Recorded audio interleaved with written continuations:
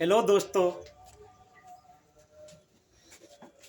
मैं UGC net इतिहास के दूसरा वीडियो लेकर आया हूं, जिसमें कि पहला क्वेश्चन से शुरुआत करते हैं। किस तरह से नेट जेआरएफ में क्वेश्चन पूछा जाता है। 2 क्वेश्चन लिए हैं।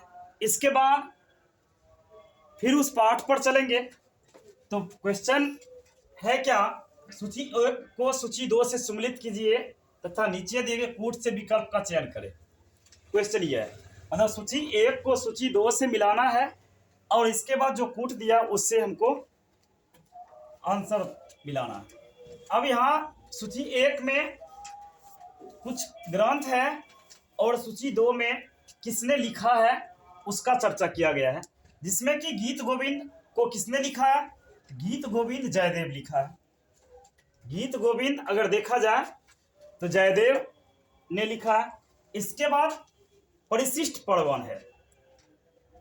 परिशिष्ट पर्वन हेमचंद्र ने लिखा है। सी में है कथा सागर। कथा सागर सोमदेव ने लिखा है। इसके बाद विक्राम देव चरित्र बिल्हन ने लिखा है। इस तरह से क्या होगा, एक का 4 हो गया। एक का 4, एक में मात्र में बी ऑप्शन में 4 है और दूसरा में 4 नहीं है। 4 3 2 1, ठीक है। तो एक क्वेश्चन हो गया, मतलब गीत गोविंद को जयदेव लिखा था। फिर इसके बाद परिशिष्ट पर्वन हेमचंद्र के द्वारा लिखा गया था। कथा सागर सोमदेव के द्वारा लिखा गया और विक्राम देव चरित्र बिल्हन के द्वारा लिखा गया। इस तरह से मेरा कूट 4 3 2 1 बन रहा कि बी आंसर हो गया। फिर इसके बाद दूसरा क्वेश्चन हम लिए आज, निम्नलिखित को काला क्रमानुसार व्यवस्थित कीजिए तथा नीचे दे कूट से सही उत्तर चुने। मतलब काला क्रमानुसार मतलब सबसे पहले किसका कौन आता है, इसके बाद कौन, इसके बाद कौन, कालक्रम के अनुसार। तो इसमें अगर देखा जाए तो 1 में इंडिका है, 2 में ऋग्वेद है, 3 में अर्थशास्त्र है, 4 में त्रिपिटक है। जिसमें कि अगर चर्चा किया जाए तो सबसे पहले, क्योंकि ऋग्वेद काल की शुरुआत हो गई है, तो इसको हम अगर 1 नंबर से सजा दें, ये 1 हो जाएगा, ये 1 नंबर हो गया। फिर इसके बाद ऋग्वेद के बाद त्रिपिटक आता है। त्रिपिटक ये 2 नंबर यहां हो जाएगा। त्रिपिटक के बाद अर्थशास्त्र का आविष्कार हुआ है, अर्थशास्त्र 3 नंबर में आएगा।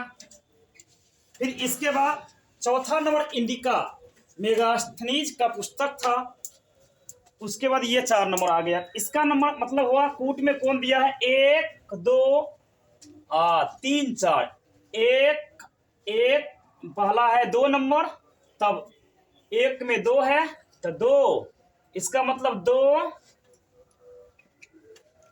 4 3 1, 2 4 3 1 मतलब 24 34, तो डी नंबर में आंसर होगा। फिर इसके बाद मात्र हम प्रयास कर रहे 1 या 2 क्वेश्चन लेकर के उस पाठ की शुरुआत करते हैं, जो कि यूजीसी नेट जून 11 में पूछा हुआ क्वेश्चन था। कल हमने 1 क्वेश्चन और लिए थे, फिर दूसरा और तीसरा आज किए। फिर इस तरह से क्या है, अगला मेरा टॉपिक जो शुरू होता है उसमें उत्खनन की विधियां। कल हम वहां तक किए थे कि पुरातत्व क्या है, ठीक है, और पुरातत्व की खोज किस तरह से हुई थी, और इसमें पुरातत्व में अगर खोज किया जाएगा तो किस विधि से किया जाएगा, शॉर्ट रूप में बताए थे। लेकिन खुदाई जो की जाएगी 2 विधि से। एक विधि मान लिया जाए उत्खनन की जो विधि है आधुनिक काल में, आजकल पहले के समय जो खुदाई की जाती थी उसमें और अभी जो तकनीक के माध्यम से खुदाई की जाती है उसमें बहुत बड़ा अंतर है। इस तरह से तकनीक के माध्यम से सभी चीजों का अनुमान लगाया जा सकता है और साथ साथ कितना पुराना है और किस जगह उपलब्ध है, सारे भौगोलिक स्थिति भी पता चल जाती है। तो इसमें क्या दिया हुआ, उत्खनन की विधियां। तो आधुनिक काल में आजकल के अनुसार अगर देखा जाए उत्खनन दो विधि से उत्खनन का प्रयोग किया जाता है। दो विधि से अगर उत्खनन का प्रयोग किया जाएगा, इसमें है एक लंबवत उत्खनन होता है और दूसरा क्षैतिज उत्खनन होता है। मतलब उत्खनन की दो विधियां प्रचलित है, एक लंबवत दूसरा क्षैतिज। अगर लंबवत माना जाए तो क्या होगा, सीधा कर देंगे क्षैतिज, ये लंबवत होगा ये क्षैतिज होगा। ठीक, अब इसमें अगर देखा जाए क्या लिखा हुआ, लंबवत विधि जो उत्खनन की जाती है किस तरह से की जाती है उसके बारे में जिक्र कर रहे हैं कि लंबवत या ऊर्ध्वाधर उत्खनन में किसी स्थान की खुदाई की जाती है। इस विधि में खुदाई तब तक की जाती है जब तक कि प्राकृतिक मिट्टी न मिल जाए। ऐसा उत्खनन प्रायः सीमित क्षेत्रों में किया जाता है। मतलब इसका अर्थ ये कहना हुआ कि लंबवत उत्खनन किया जब जाता है तो वह किसी स्थान की खुदाई तब तक की जाती है कि जब तक कि खुदाई में मिट्टी ना प्राकृतिक रूप से मिल जाए।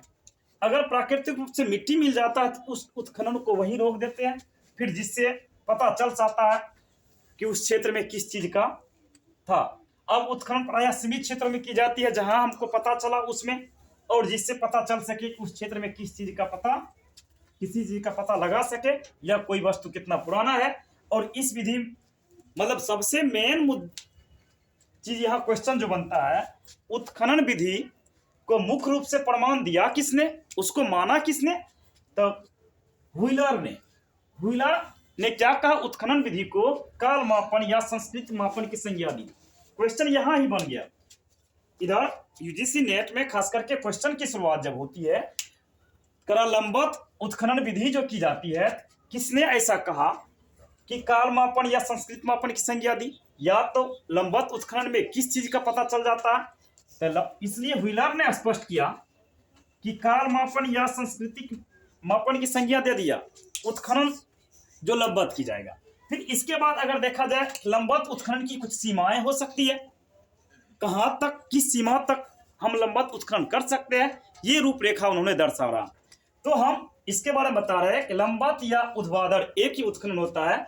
इसकी सीमा यह है कि इस विधि में कुछ चीजों या किसी सभ्यता का पूर्ण विकास नहीं हो पाता। जैसे कोई चीज है, ठीक है, या कोई सभ्यता या संस्कृति है, उसका पूर्ण रूप से विकास नहीं हो पाता है, मतलब पूरा जानकारी उससे पता नहीं चल पाता है, किंतु समान संस्कृति वाले कई स्थानों का तुलना की जा सकती है। मतलब समान संस्कृति वाला जो सभ्यता है, उसकी संस्कृति है, उसके बारे में आसानी से पता चल सकता है।